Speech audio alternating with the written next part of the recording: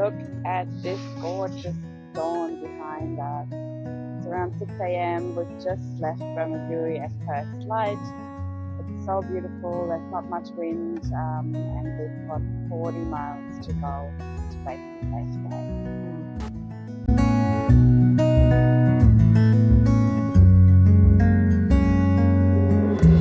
Fish on!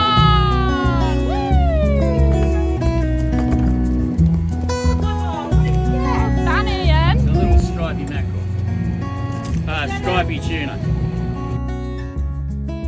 Wow, what a morning! Even before sunrise, Ian has caught us dinner, which is amazing. He's still eating the fish at the moment.